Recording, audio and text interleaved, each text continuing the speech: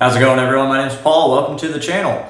My tool collection is expanding with a lot of yellow and black tools named DeWalt. If you have a problem with that, I don't know what to tell you other than the brand fits my price range. So you can spend your money on what you want to spend your money on, and I'll spend my money on what I want to spend my money on. Speaking of money, I had a gift card, and this was on sale, so I got it. Oh, and it's guaranteed tough. Figure I can't go wrong.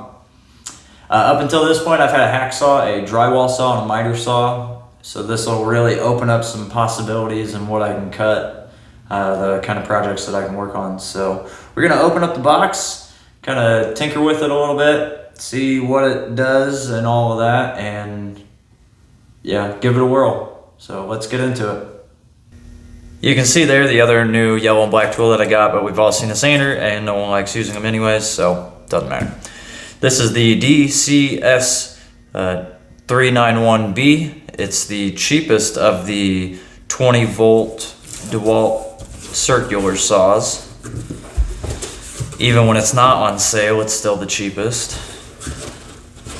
I kind of looked into, I compared this one with the most expensive model, and the only differences that I could find was the most expensive model had a aluminum base plate compared to this one's magnesium base plate, and the other one had an adjustable speed, which I think maxed out at like 4,900 RPM, whereas this thing does not have an adjustable speed, it just has a one speed of like 5,100 RPM.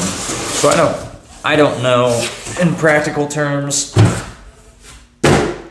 what that means. Like, you know, I'm not going to be using this on a construction yard or anything like that, so I've seen those videos of guys, you know, some guys are really impressive with these things, and they'll just, you know, I wanted to put that somewhere else, but I don't have anywhere else to put it.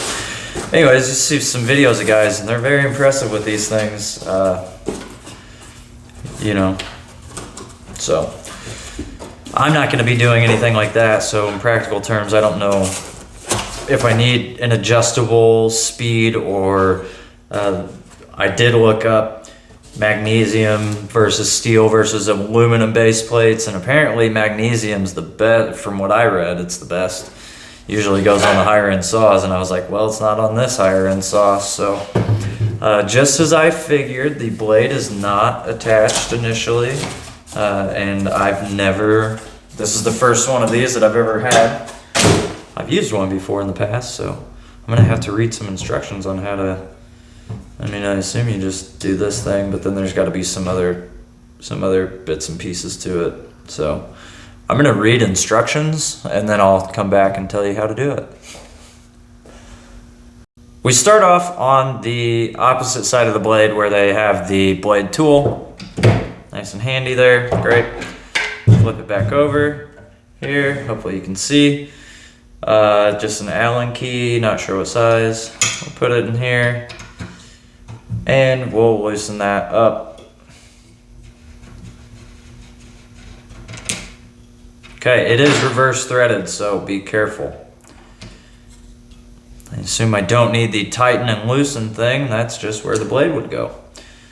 Okay. Now we're going to get this out of the way.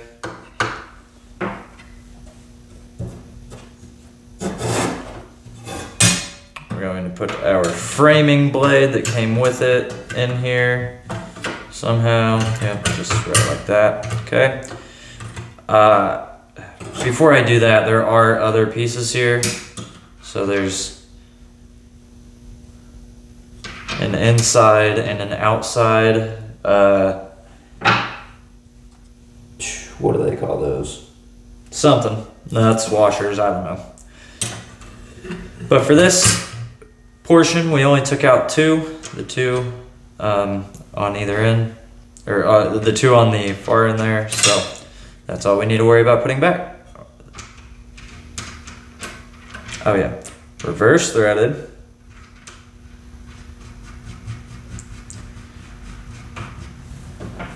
Okay.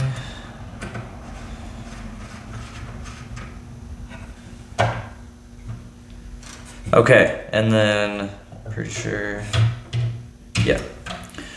So then here on the top is the blade locking mechanism button. So you want to hold that down while you tighten this until it gets tight, which it seems pretty darn tight. Although, there.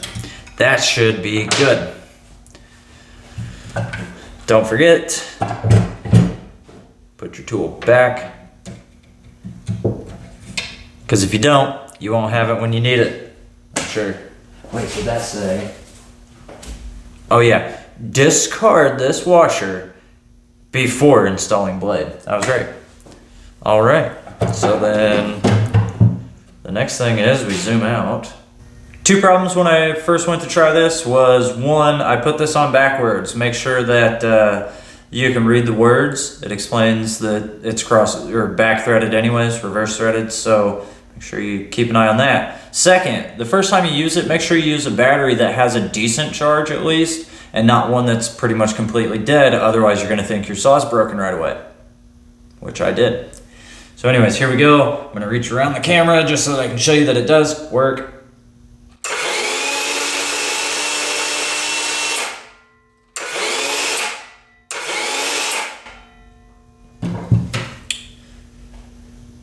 And then now I'll cut to some wood cutting. As you can maybe tell from this terrible camera angle, it does rip through this 2x4 pretty easily. I think it's kind of made to do that though. It does have a framing blade on it, so. It doesn't seem to have the same power that my dad's 1972 skill saw has, but it is nice that the blade stops within 15 seconds of letting go of the trigger. Pretty much stops right away, actually, which is nice. This is the main reason why I bought it in the first place. Make longer cuts like this. Worked out pretty well, just need to figure out better, safer ways of making cuts like that. So, hope you enjoyed, and we'll catch you on the next one, folks.